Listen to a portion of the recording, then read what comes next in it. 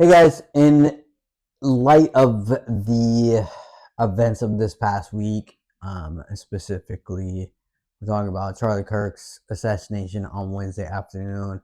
We just wanted to come on here and just kind of share some of our thoughts and what we feel like the Lord has shown us since then. Obviously, since that happened, thousands of people have posted their thoughts and opinions and breaking news and different things like that on the event. Obviously, it's a huge event. One of the first assassinations of this kind that I can remember in my lifetime.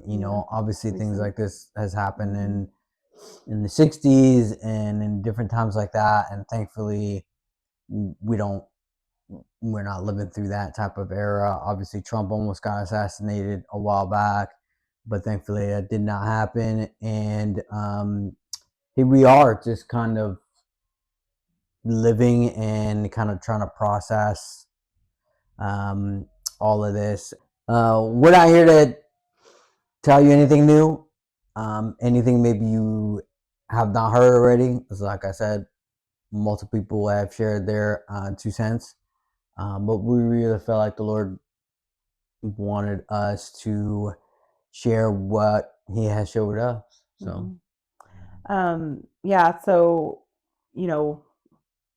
after we heard about the shooting, one of the first verses that the Lord kind of brought to my mind was Ephesians 6:12, and for we do not wrestle against flesh and blood, but against the rulers, against the authorities, against the cosmic powers over this present darkness, against the spiritual forces of evil in the heavenly places. And, it's interesting right after that, he talks about taking up the whole armor of God. And, that just keeps coming to my mind just over and over the past few days, that our battle is not against flesh and blood, and I think this is especially brought up, because he was somewhat of a political figure, just that that divide that's already in our nation, and really just enhanced it so much more, and we instantly want to label everyone and everything as left and right and conservative and liberal. And our battle is not against each other, it is against demonic forces. And that was just became so apparent with a lot of the response, and the cheering and the just celebrating his death, just the sickening, gruesome tragedy. And there's really no other way to describe that or say about it other than it's straight up demonic. And for, we're Christians and we haven't made, that any kind of secret. But it really makes you look at, I think especially the church has been kind of, or Christians in general, and conservatives have been really just put in a corner since especially 2020, and silenced and bound in so many ways. And, we're guilty of it just as much as anyone, of allowing, our voices to be silenced and not having the boldness and courage. That's one thing I think anyone can say about Charlie, is he was very courageous. And it's brought a lot of introspection in that area of, I think for everyone, it's like, how have we come to this place? And sadly, it's because we've allowed it, so. Yeah, for sure. I mean, I know that and I've seen some posts of condolences and of talking about Charlie's death, and a lot of them I have seen start off with, I didn't agree with everything he said, but and then they go on This is tragic. to say their thing, Mhm. and I just it's interesting that they would be compelled to say something like that, because at the end of the day, like, who are you trying to appease? Who are you trying to get approval from? You don't want to be seen as someone who agrees with them 100%. God forbid that happens or you come across that way. But at the end of the day, if you really think about it, like, you don't agree with anybody 100%, or at least I hope you don't. Yeah, you shouldn't. Because if you do, then you're not thinking for yourself. Then you're really just believing everything they say and agreeing with every single thing they say. I don't agree with my friends or my family or my pastor or Melissa or even myself 100% of the time. There's things that I've said and done, I'm like, dang, I shouldn't have done that. That was stupid. Why did I do that? So to have that caveat at the beginning, it's like, what are you doing? Yeah. Who are you trying to appeal to? Mm-hmm. Of course you don't agree with them 100%. I hope you don't. I didn't. But at the end of the day, the most important thing is he's our brother. Yeah. He's a Christian, whether you agree with him or not. He's a guy who was killed, and yes, he talked a lot about politics, but he talked about his faith a lot as well. And I think that if he were here today, he would say the most important thing that he talked about was his faith, was Jesus, was Well, I the think there is gospel. a quote of him, Yeah. like literally saying that was his most important work, or the most important thing to him is his faith. And, there's a lot to be said about what he, was doing. But, one of the major things was leading a lot of college kids to Christ. And it just boggles my mind that we feel the need to, like, preface anyone's death with that kind of a, like, but like, no, it's tragic. Like, he was shot in front of his wife and his kids, in front of the whole entire world. The video was on replay, like, just sickening. Unfortunately, I've seen it multiple times. Yeah, like without wanting to. Yeah, without consent.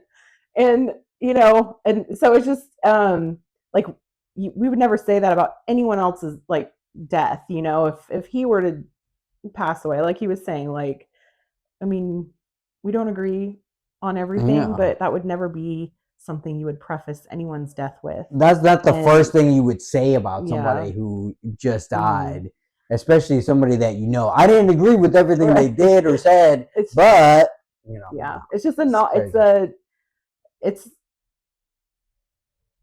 what's the word I'm trying to think of? But, like, it's not important. Like, nobody cares what your feelings are or my feelings are, about him. Like, if you're talking about what happened, like, our feelings are irrelevant. Close enough. Anyway, it was a tragedy, period. Like, full stop. That is what it was. And anyway, it all comes back to the fear of man. And, like I was saying just a minute ago, like, that's where Christians specifically, like, and conservative Christians have been put under, like, such a strong fear of man since, especially in 2020, and after.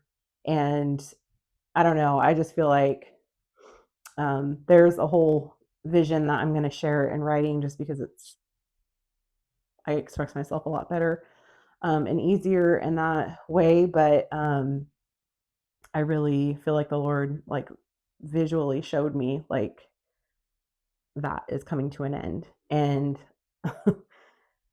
it's just sad that we have, allowed ourselves to be put under that, and that's just gotta stop. Like, we're the church, we are his bride, like, we're his people, and we are supposed to be sharing the gospel and his love, and truth, biblical truth, as hard as it is, and as much as people don't want to hear it, it's the truth. And there's a loving way to say it and to show it. And the church has, we've failed in that in a lot of ways. And I think, we all want change in this country, and there's only one way that that's going to happen. And it's like changing our own hearts first. We've all heard that. We all heard that revival and change starts in our own hearts. And it's true. Like, if we don't want something like this to happen again, like, what are we doing? What are we doing? And what are we going to change? Yeah, for sure. I mean, I know it's been said, and I've heard it multiple times. Are you as a Christian, are we as a church impacting the culture, or is the culture impacting us? And although I've heard it multiple times, I can say, to my shame, that for a lot of times the culture has impacted me, and I have been worried about, my status, economically, socially, all of those things, because I'm afraid of what I would say, or if I would say something that would offend, or that would turn somebody off, or that may get me fired for my stance, or people may not like me or want to talk to me anymore, be it family or friends or even perfect strangers that I don't know. I'm scared of what their reaction might be, what they would do, say, or what I even perceive in my head, which most of it is my own perception, my own thoughts of like, oh, well, maybe they're thinking this or that or the other, or maybe they're lying in bed thinking about how much of a dummy I am or something. I was like, they don't, that doesn't happen. They don't really. I'm elevating myself, and we're elevating ourselves more than who we are, because we really feel like we're in their head all day, every day, and they're just thinking about us and how dumb we are, or whatever. That's not the case. I'm thinking about them thinking about me, and it's just this cycle, and it builds this fear of man, like Melissa was saying, or just this fear that I may lose my whatever position it is that I have, or whatever status. And that's not true. You look at a guy like Charlie, and it's easy to look at somebody like that, or somebody who's famous, who has a platform, who has a microphone, and be like, oh yeah, well, it's easy for him to take a stand and for him to be that way. Look at him. He's in a mic. There's thousands of kids listening, so it's easy for him to take a stand. But I don't know his story, but I guarantee that he didn't start off that way. He didn't start off with that mic in his hand, with Turning Point behind him, with a crowd of thousands listening to him, and him being able to be bold. It started off small. It always does. And then he built it from there. And in a lot of ways, I mean, it takes more courage once you have that, because you have a lot more to lose than, just some Joe Schmo going out and, talking to a couple people. So right. Exactly. Yeah. Exactly. So, if anything else, I know that the devil, the enemy, meant this for evil, but God Joke's on is, him. yeah, God is turning out for good. And though one person was taken out, albeit one famous, influential person, tens of thousands, if not hundreds of thousands, are rising up in this place, and they are getting more bold, more strengthened, and they are seeing, the battle that he was fighting, the battle that the Lord was behind him on, and that if the Lord can use him, then he can use any or all of us, and we just want to encourage you. I know it's been a crazy, just really sad week, and seeing his wife and his two kids, especially, that's what really got me the most. Is seeing that and the impact that has on them.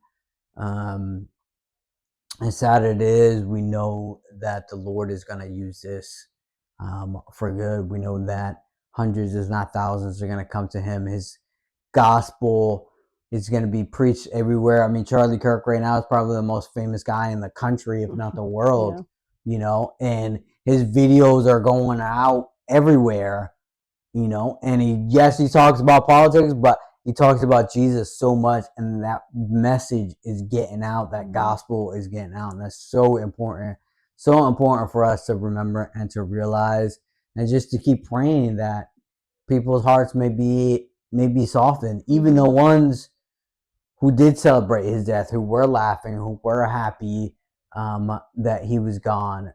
May the Lord just convict them and soften them and deliver them, and may they just come to him, and so we just wanted to share that.